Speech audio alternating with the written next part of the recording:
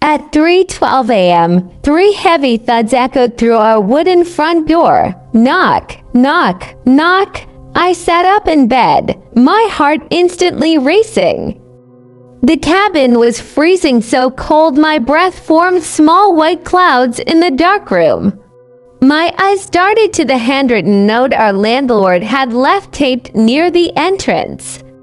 Rule number 4.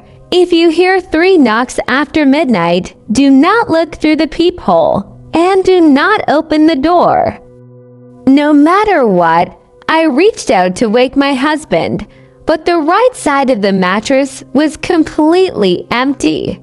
Panic set in. I slipped out of bed, keeping my footsteps completely silent on the hardwood floor.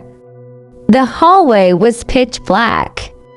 As I crept toward the living room, a voice drifted through the front door from the cold night air outside. It was my husband's voice. "Honey, open up.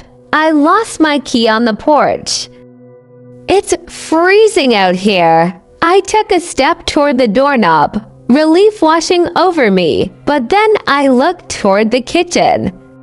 Sitting at the dining table, staring blankly out the window into the dark trees, was my husband. He was fast asleep in his chair. My blood froze solid. If Mark was inside the house, then who was standing on the front porch? The voice outside called out again, but this time the tone was wrong. The words were slightly stretched out, like the audio recording played at half speed.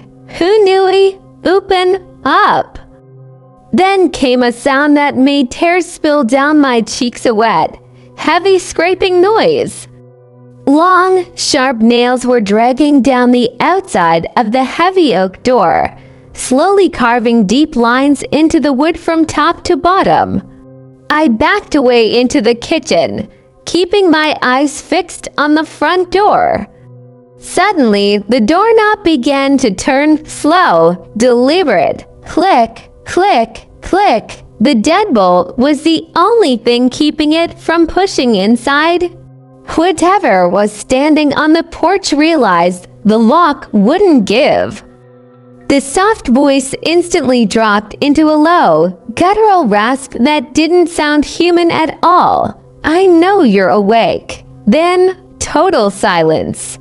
I stood motionless in the kitchen until the morning sun finally broke through the trees.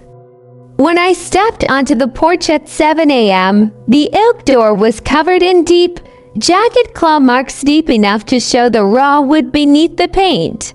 We broke our lease and moved back to the city that afternoon. But 2 nights ago, at 3:12 a.m., I woke up in my suburban apartment. 3 soft knocks hit our bedroom door.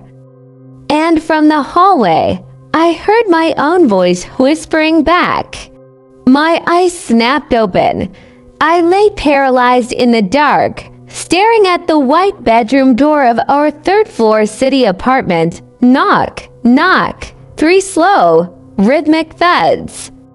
The exact same sound, the exact same interval.